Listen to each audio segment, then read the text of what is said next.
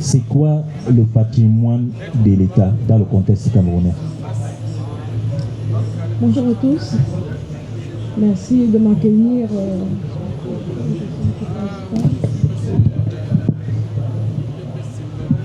Merci de m'accueillir au SAGO.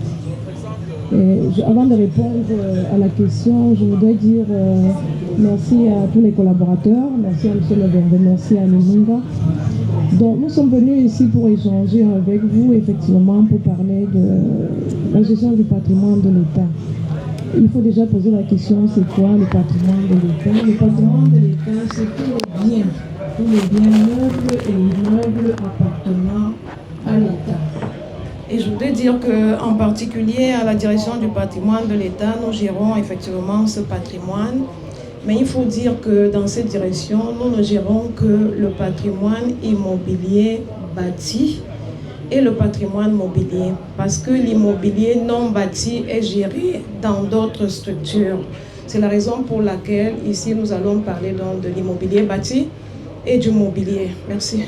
Parlons justement des missions de votre direction. Quelles sont ces missions de manière plus détaillée pour que les usagers puissent savoir exactement quels sont les types de questions auxquelles vous pouvez répondre effectivement? Voilà.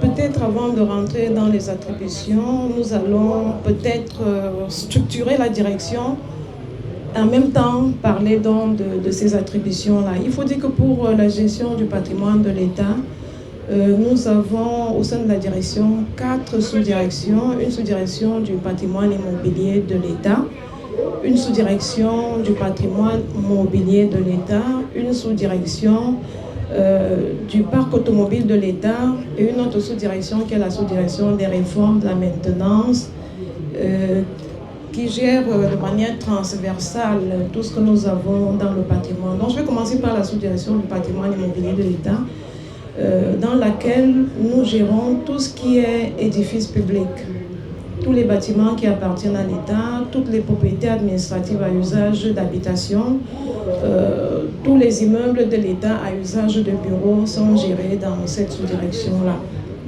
Et peut-être remonter dans la genèse pour dire que lorsque l'État veut construire un bâtiment, l'État a un architecte de l'État qui s'appelle le ministère de l'Habitat et du Développement urbain. Maintenant, au moment où ce bâtiment-là est construit, l'État a un ingénieur de l'État qui s'appelle le ministère des Travaux publics. Maintenant, dès que le bâtiment est déjà né comme un bébé, à ce moment, on le ramène donc au ministère des Domaines, du Cadastre des Affaires foncières à travers la direction du patrimoine de l'État pour la gestion. Parce qu'il faut dire que la direction du patrimoine de l'État s'occupe de l'entretien de ce bébé-là. Le bâtiment, il est déjà là, il est construit, mais nous suivons donc la maintenance, d'où cette gestion-là. Maintenant, nous avons également la sous-direction du parc automobile de l'État, comme son nom l'indique, tout ce qui est mobilier roulant, c'est-à-dire véhicules, motos, tout ce qui roule. C'est géré dans cette sous-direction-là. Et la sous-direction du patrimoine mobilier de l'État, tout ce qui est meuble est géré dans cette sous-direction.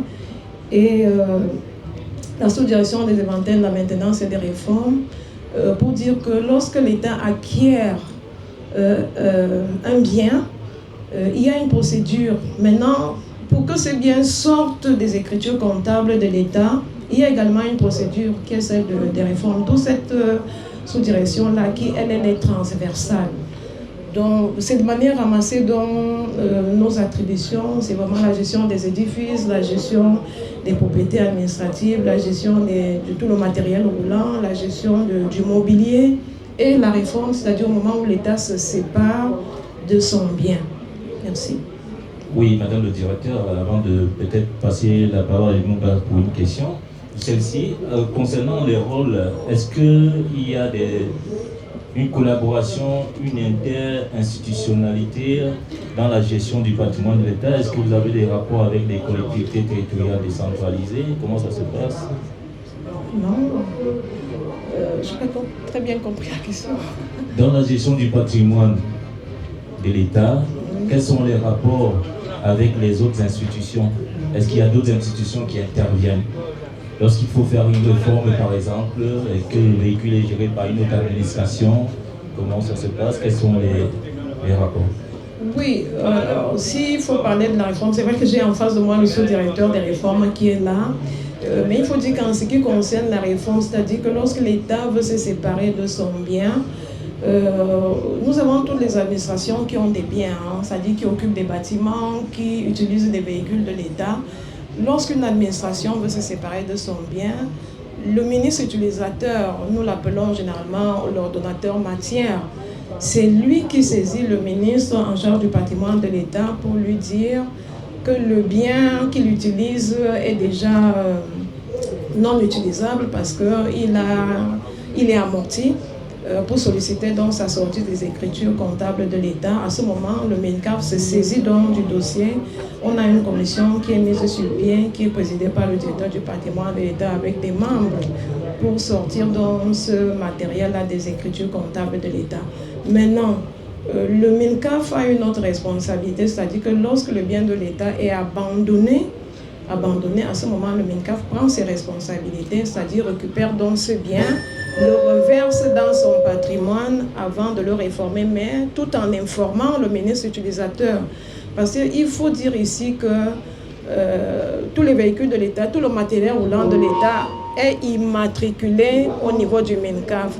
Ça veut dire qu'à partir de la plaque d'immatriculation d'un véhicule, je peux vous dire à quelle administration ce véhicule appartient. Donc, s'il est abandonné quelque part, lorsqu'on le récupère, nous savons déjà à quelle administration il appartient. Donc, après l'aboutissement de la réforme, le ministre utilisateur est informé de ce que ce matériel est sorti des écritures comptables. Evelyne, vous avez une question? Yes, madam. Thank you, Alain. Madam Director, these are Cameroonians who are looking at you and they have heard about your mission, but what is it really, do you think, what information do you think Cameroonians should know about the management of state property?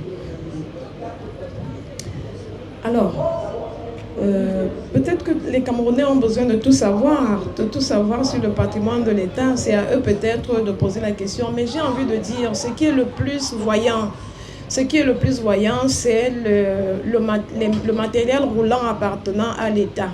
Parce qu'on a eu plusieurs images qu'on a vu circuler en disant, regardez ce que les voitures de l'État transportent avec la plaque CA. Peut-être qu'il faut expliquer aux Camerounais que c'est de l'incivisme tout simplement, parce que lorsqu'un véhicule est sorti des écritures comptables de l'État, ce véhicule ne devrait plus porter la plaque Cameroun Administration, CA, la plaque CA que nous connaissons. Ces véhicules ne devraient plus, mais je pense que les gens continuent à utiliser cette plaque pour en abuser, parce que je suis convaincue que si vous interrogez ceux qui roulent dans les véhicules CA et qui transportent les parpaings, les régimes de plantain et tout ce qu'on a déjà vu, je suis convaincue que vous vous rendrez compte que c'est un véhicule qui n'appartient plus à l'État. Parce que je ne vois pas quel responsable qui, avec son véhicule de service ou de fonction, peut aller transporter les plantains dans une plantation. Donc c'est ce que moi je voulais expliquer aux Camerounais. C'est-à-dire que c'est une mauvaise image qu'on a de l'administration camerounaise à travers cette utilisation d'un matériel entre guillemets qui appartiendrait à l'État pour dire que lorsqu'il est déjà sorti des écritures comptables, il ne devrait plus porter cette plaque. Donc la police, la gendarmerie, tous ceux qui ont en charge le contrôle devraient pouvoir faire leur travail.